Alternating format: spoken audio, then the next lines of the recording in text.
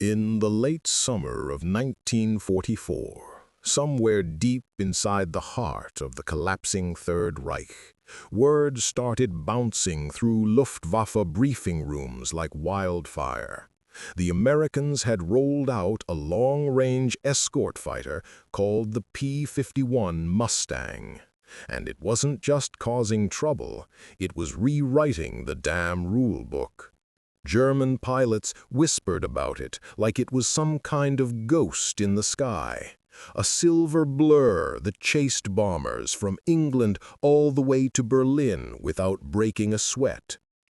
But inside one of those Luftwaffe test airfields, the kind buried behind tall pine trees, guarded by soldiers who looked too tired to blink, a young but seasoned German test pilot named Hans Falke Jäger stood next to something he never thought he'd lay eyes on. A fully intact, captured P-51B Mustang the Germans had recovered after it force-landed in France before the Allies overran the area. The damn thing looked like it came from another planet. Sleek, mean, purpose-built to ruin the day of anyone flying with a black cross on their wings. And Hans, with oil stains on his sleeves and those cold, calculating pilot eyes, was ordered to take it up, poke at its limits, and figure out how the hell the Allies built a fighter that seemed straight-up unfair. Engineers swarmed around the plane, whispering in German, tugging at the flaps, shaking their heads like mechanics trying to understand a muscle car with alien technology. Hans climbed into the cockpit, and the moment he settled into the Mustang seat, he realized this wasn't some cheap Allied toy. It was a beast. The cockpit layout felt clean, modern, ergonomic, like someone had designed it for a pilot who didn't want to fight his own airplane. When the Merlin engine fired up, the entire Luftwaffe test strip stopped what they were doing. The growl of that Rolls-Royce licensed Packard V1650 engine was unlike any Daimler-Benz they'd ever heard. Deeper, smoother, like something alive. Hans pushed the throttle, and the Mustang shot down that grass strip so fast he felt it in his chest. Up in the air, cruising over the thick German forests, he instantly understood why his comrades hated facing this thing. It climbed like it wanted to punch the sun. It turned smoother than any Bf-109. And when he opened the throttle, the damn plane didn't accelerate. It leaped like it was trying to outrun its own shadow. As he looped it, rolled it, and pushed it through maneuvers German fighters struggled with, Hans realized something that sent a cold shiver down his spine. This American plane didn't feel like it came from 1944. It felt like it came from the future. And when he finally leveled off and headed back, staring at the horizon where waves of Allied bombers would soon be appearing again, he muttered to himself, "Verdammt, how do you even fight something like this?" He didn't know it yet, but the report he'd file after that flight, the one line that would shake every German squadron desperately trying to defend the Reich, would become legendary. The P-51 cannot be shot down. It can only be avoided. Hans Jäger brought the Mustang back toward the hidden Luftwaffe airfield, but even as he lined up for landing, his mind was spinning like a loose prop, because everything he'd just experienced up there went against years of German doctrine, training, and pride.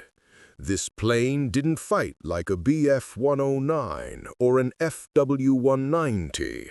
Hell, it didn't even think like them.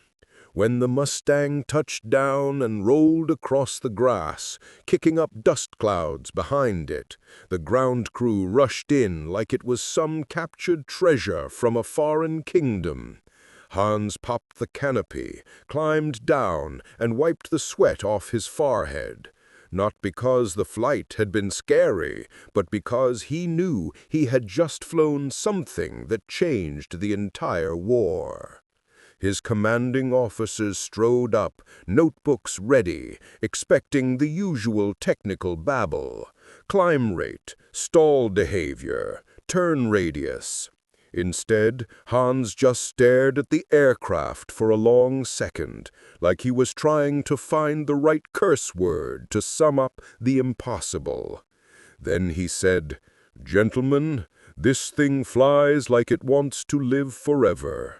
They laughed, thinking he was joking, but Hans's dead serious face wiped the smirks clean. They ushered him into a smoky briefing room filled with engineers, intelligence officers, and a couple of colonels who looked like they hadn't slept since '42. Hans began describing what he'd felt, not just what he'd measured. How the Mustang held energy like a damn flywheel, how it dove like a hawk spotting dinner, how it rolled with a smoothness German planes couldn't touch without ripping off a wing. The engineers scribbled wildly, muttering about laminar flow wings and the Merlin's two-stage supercharger. Things German factories couldn't mass-produce anymore because Allied bombers were turning every industrial city into scrap metal. Then came the moment the room fell silent. Hans explained that when he went full throttle in level flight, the Mustang pulled away with such raw force he almost felt like he was sitting in a rocket sled. "If an American pilot knows what he's doing," Hans said, lighting a cigarette with a shaky hand, "there is no ethical way to shake him in a 109. You can dive and pray, but he will still be behind you. And if you try to climb, you're dead before you clear 100 meters." One of the colonels slammed his fist on the table, frustrated, refusing to believe something American-built was superior to German engineering. But Hans kept going, explaining how the cockpit visibility was so damn good he felt like he was floating outside the plane. "Even if you're behind him," Hans said, "he will see you before you even think about firing." The officers exchanged uncomfortable glances. The Luftwaffe was already losing veteran pilots faster than they could train replacements. And if the Mustang really was this good, the skies over Germany would soon become open season for the Americans. When the meeting ended, Hans handed over his written report, one that would circulate through the highest levels of the Luftwaffe, sparking arguments, disbelief, and outright panic. Because right there, underlined in ink, was a conclusion no German wanted to read. The P-51 Mustang is superior in every measurable way. Engaging it directly is inadvisable unless tactical advantage is overwhelming. Otherwise, avoid. And as he stepped out of the briefing hut into the cold wind, Hans realized something terrifying. The war in the air wasn't just slipping away. It might already be lost. That night, after Hans had submitted the kind of report that made Luftwaffe brass chew their cigarettes instead of smoke them, he found himself wandering across the dimly lit airfield, listening to the distant hum of generators and the soft clatter of mechanics trying to keep their battered fighters alive for one more mission. The war had changed. Hell, Everything had changed, and as he walked toward the hangar where the captured Mustang now rested under armed guard, Hans felt like he was staring at the future while living in a collapsing past. The P-51 sat there gleaming under floodlights like some kind of chrome-plated prophecy, a reminder that the Allies weren't just catching up. They'd blown past German engineering like it was stuck in second gear. A couple of junior technicians approached Hans, asking him quietly if the rumors were true, if the American plane really was untouchable. Hans didn't sugarcoat it. "If a Mustang gets behind you," he said, looking them dead in the eyes, "you'll hear its guns before you even realize you're dead." The kids swallowed hard, suddenly aware that the skies they were about to fly into were no longer a contest, more like an execution. Later, Hans slipped into the officers' mess, a low wooden building filled with tired pilots hunched over tin cups of coffee that tasted more like burnt motor oil. Conversations froze as he walked in. Everyone knew he'd flown the captured Mustang, and everyone was dying to know what he'd learned. One ace, a grizzled veteran with 20-plus kills who'd survived the Battle of Britain, leaned in and asked, "So, Jaeger, how do we beat it?" Hans took a long breath before answering, because the truth tasted worse than the coffee. "You don't," he finally said. "Not in a fair fight. Not in any fight." A heavy silence dropped over the room, the kind that carried more weight than any speech Göring ever barked over a radio.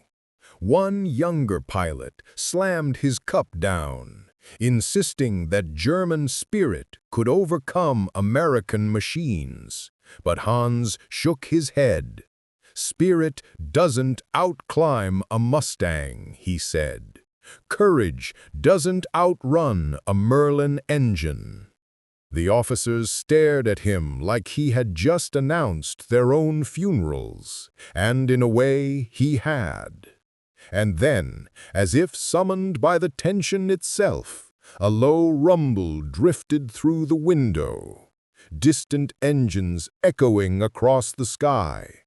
Hans walked outside, followed by a crowd of jittery pilots, and looked upward into the moonlit clouds. He didn't need binoculars. He knew that sound. A formation of Allied bombers, maybe 50 or 60 strong, droning towards some unlucky German city. But this time, they weren't alone. At the edges of the formation, faint silver specks escorted them like wolves guarding a herd. Mustangs. Not a handful, dozens. "They're flying deeper than ever before," one pilot whispered.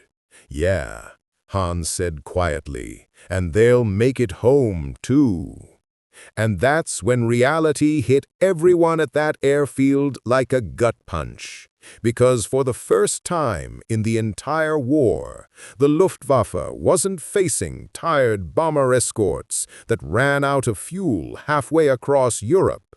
No, the Americans now had fighters that could fly all the way to Berlin, tear apart anything Germany sent against them, and fly back to England before lunch. And the man who had just flown one knew it better than anyone. The German sky, once full of swagger and confidence, now belonged to someone else. By the next morning, the captured P-51 Mustang had become the most talked-about piece of hardware in the entire region, and Hans Jaeger, who'd gone from ordinary test pilot to accidental prophet, found himself dragged into yet another high-level meeting. This time, it wasn't just colonels and engineers. It was Luftwaffe headquarters officers, clipboard-clutching analysts, and one general whose face looked like it had been carved out of granite and soaked in bad coffee for 3 years straight. They wanted answers, hard numbers, weaknesses, something they could throw at their pilots so they didn't go up every morning feeling like they were volunteering for a skydiving class without parachutes. Hans stood in front of a map covered in red string, bomber routes, interception altitudes, and fuel markers, and everyone stared at him like he held the last cheat code that could turn the war around. But the truth was so ugly, it almost felt cruel to say out loud. Still, Hans wasn't the type to sugarcoat reality. He told them the Mustang didn't just outperform their fighters, it outlasted them. The P-51 could cruise at high altitudes without choking for air. It could sprint below the clouds like a greyhound on rocket fuel. And when Hans mentioned the laminar flow wing design again, half the room looked annoyed, like he was speaking witchcraft. "It holds energy better than anything we have," he said.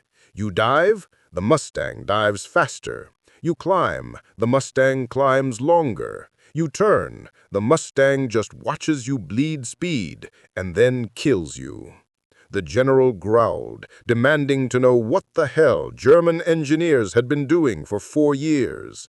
And one poor engineer muttered something about Allied factories not being bombed into gravel every other week. But Hans wasn't done. He walked over to a chalkboard and drew 2 simple lines. The top line represented a Mustang's performance curve. The bottom line represented the BF-109 and the FW-190. The gap between them was brutal. "This," he said, tapping the board, "is why our pilots aren't coming home." And that hit the room like a sledgehammer to the ribs. Nobody spoke for a long moment. Finally, one high-ranking officer, trying not to sound terrified, asked, "Surely the Americans must have weaknesses. No machine is perfect." Hans nodded slowly. "There is one," he said, and everyone leaned in. The pilots. Murmurs spread across the room, confusion, hope, disbelief.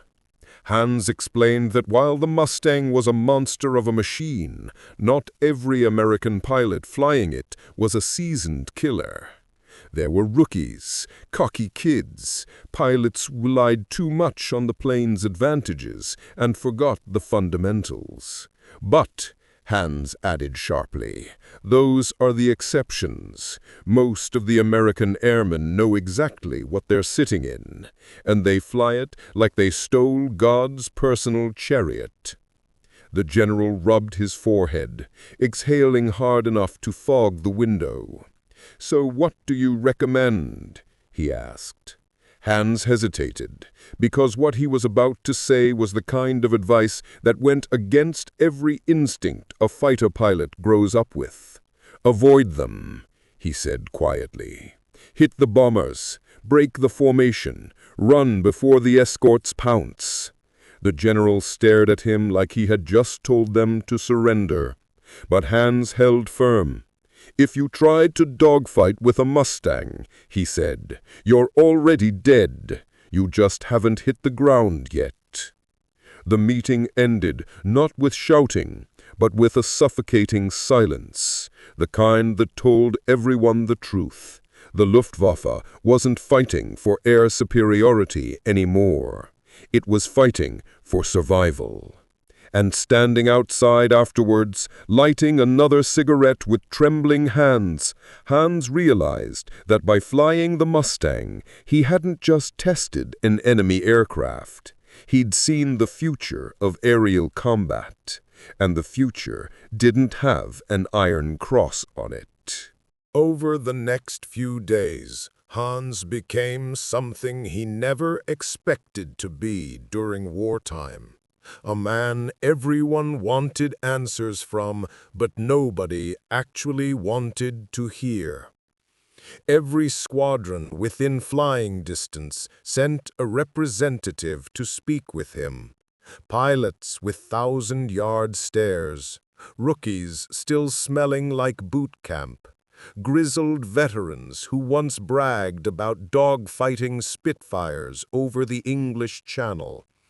Now, every single one of them asked the same question: is it really that good? And every time, Hans answered with the same tired honesty: yes, and it's only getting better. Word spread like wildfire, and soon even the mechanics were whispering about the Mustang as if it were a supernatural creature from some American myth, an eagle forged in Detroit steel and Merlin horsepower. One night, while Hans inspected the Mustang's wings under lamplight, a young pilot named Franz approached him. Barely 19, wearing a flight jacket too big for his shoulders, the kind of kid who should have been worrying about exams or girlfriends, not B-17 formations and tracer fire. Franz asked Hans if he could take just one quick look inside the cockpit, so I know what I'm up against. Hans hesitated, then nodded. The kid climbed into the Mustang like he was stepping into a church pew, eyes wide, hands trembling as they touched the throttle lever.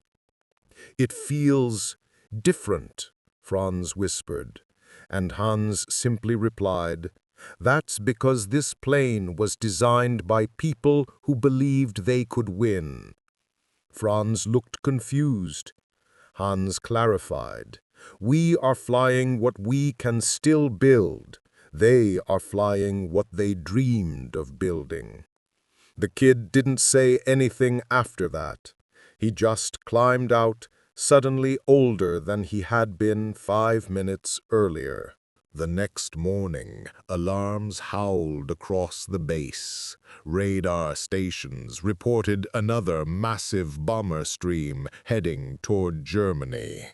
Mechanics scrambled, pilots sprinted, officers shouted orders that were drowned out by the roar of engines coughing to life.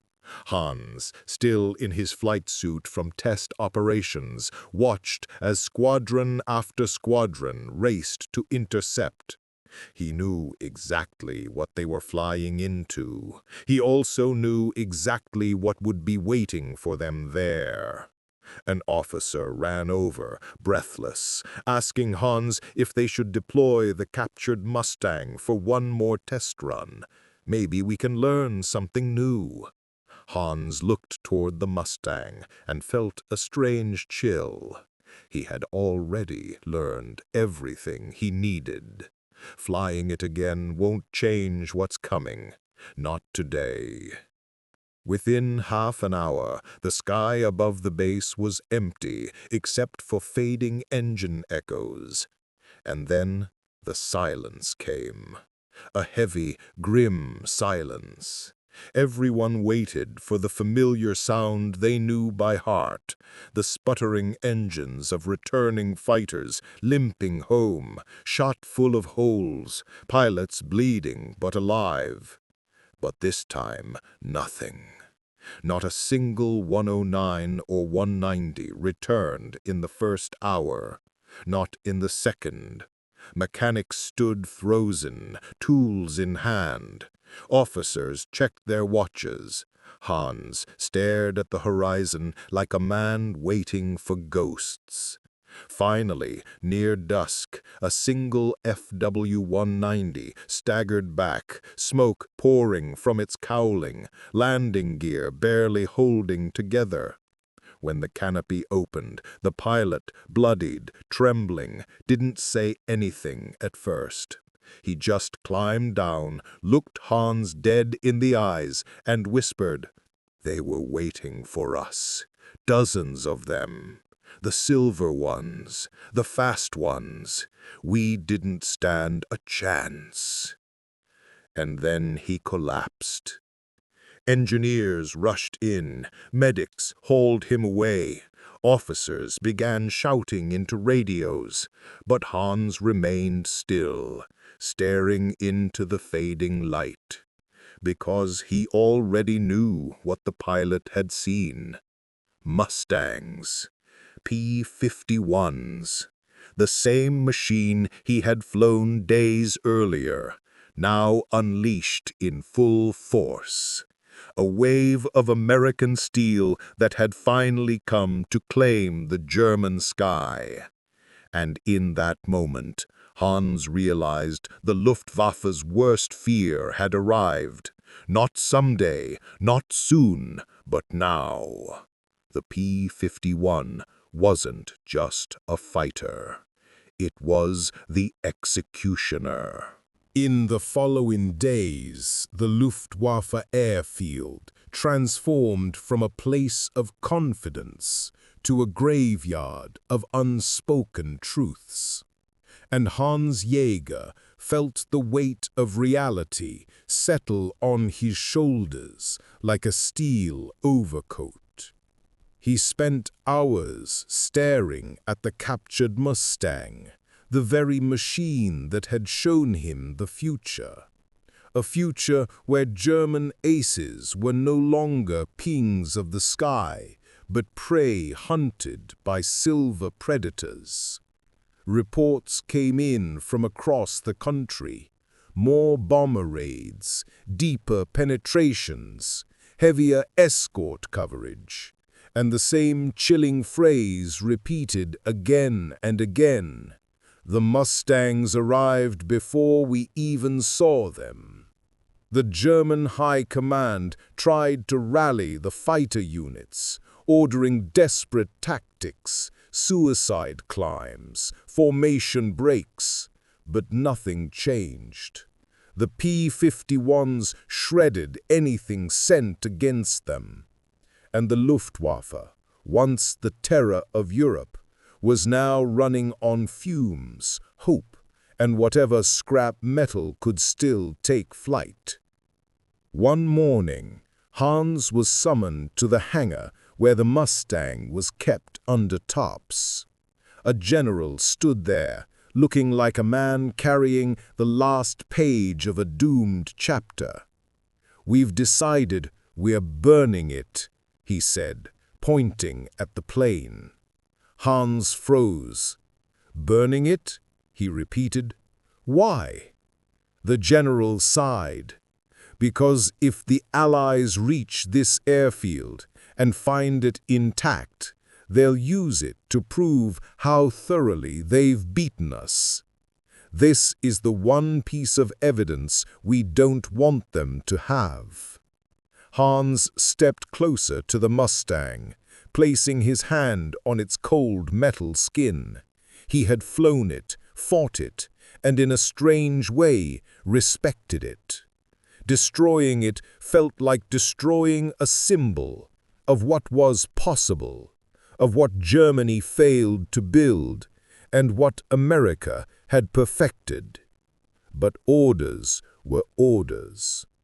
Hours later, as smoke curled into the sky, and the captured P-51 Mustang burned in a crackling inferno, Hans stood silently watching the flames consume the machine that had shown him the truth.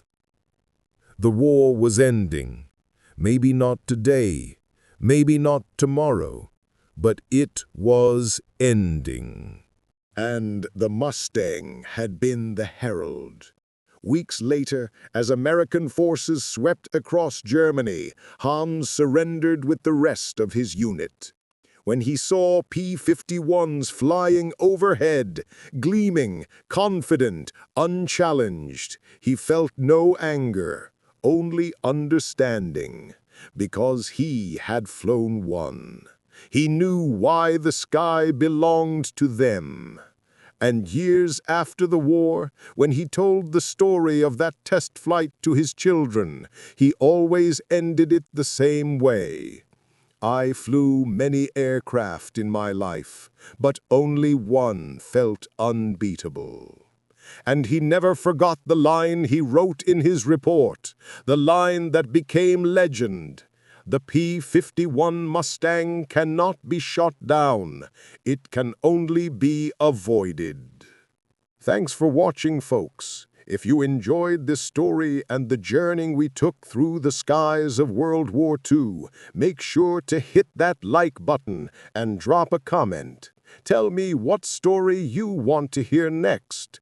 And if you love this kind of storytelling, don't forget to subscribe to the channel. Your support helps us keep these incredible moments from history alive.